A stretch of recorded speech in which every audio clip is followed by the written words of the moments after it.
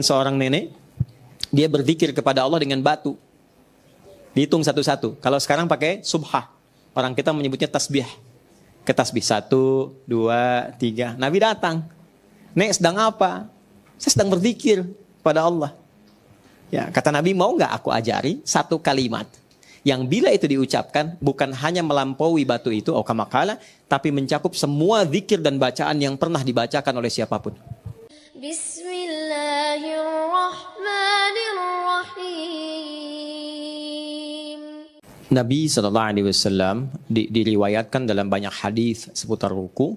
Itu begitu panjang rukunya sehingga seakan-akan durasinya sepanjang berdirinya. Apa yang dilakukan oleh beliau dalam rukunya? Beliau memperpanjang dalam rukunya bacaan-bacaan doanya dengan tetap menjaga kekhusyuan dalam salatnya. Jadi ruku itu sekalipun kita ungkapkan curhatan apa yang kita rasakan, tapi tetap sifatnya proporsional, yang terukur. Nah, sifat proporsionalitas ini bergantung dua hal. Satu, keadaan sholat itu apakah dilakukan berjamaah atau sendirian. Karena sifatnya pasti berbeda. Biasanya, kalaupun sedang berjamaah, imam akan menjaga haknya makmum, makmum akan menjaga konsistensi mengikuti imam. Jadi nggak boleh nanti kita masih ruku, imam sudah sujud. Kelewat i'tidal kan? Ya kan? Jadi kalau imamnya ruku, kemudian i'tidal, apapun yang kita ingin sampaikan, tetap langsung i'tidal. Jelas? Nanti tambahkan kembali dalam sujud. Karena itu, yang paling gampang adalah saat ruku itu ketika menyampaikan subhanakallahumma bihamdika Allahumma gfirli atau subhana rabbiyal azim wa bihamdi. Kan 3 kali itu. 3 kali itu lebih dari cukup untuk mengungkapkan apa yang kita rasakan.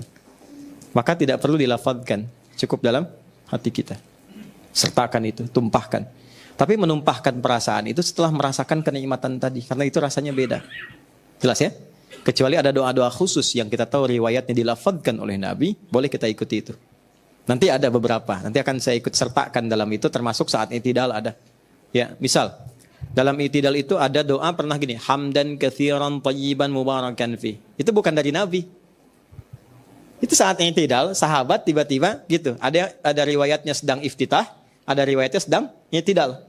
Sami'allahu liman hamidah, rabbana walakal hamdan katsiran thayyiban mubarakan fi.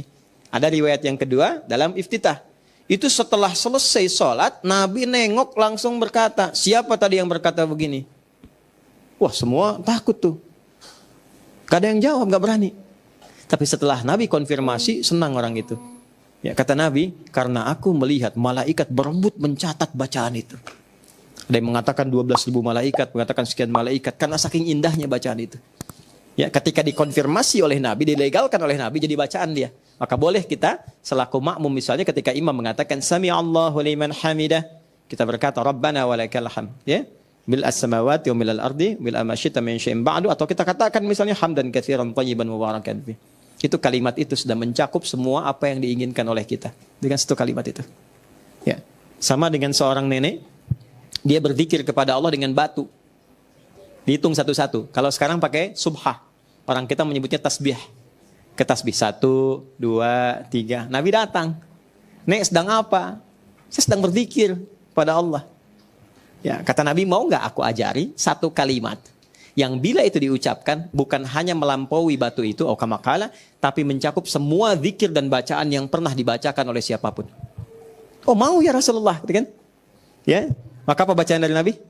Subhanallah, walhamdulillah, wala ilaha illallah, Allah akbar. Adada khalqihi wa midada kalimati. Aku bacakan ini kepadamu ya Allah, adada khalqihi, sejumlah makhlukmu yang berzikir dengan kalimat ini kepadamu, wa midada kalimati, dan sepanjang apapun kalimatnya. Cuma dengan satu kata tuh. Nah, ada kondisi-kondisi yang saat kita bacakan itu mencakup harapan-harapan yang kita kemukakan kepada Allah. Nabi bukan ingin menggugurkan hukum menggunakan batu, bukan. Atau kalau sekarang pakai tasbih. Jadi kalau ngambil kaidah di hukum fikih lewat hadis itu bukan larangan tasbih, justru membolehkan tasbih. Awas, jangan salah memahaminya.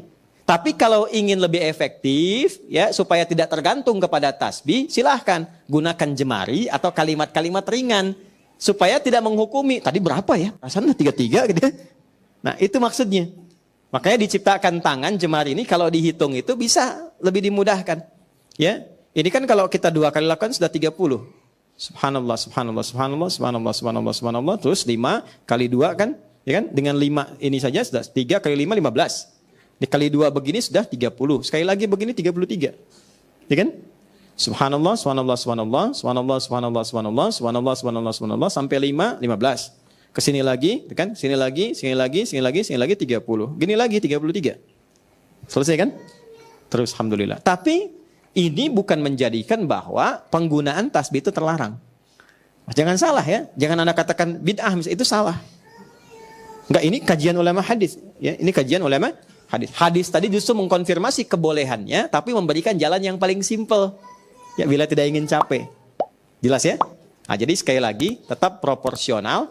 Terlalu lama juga yang menghilangkan kekhusyuan itu menjadi salah nanti pada akhirnya. Jelas ya? Allahu a'lam.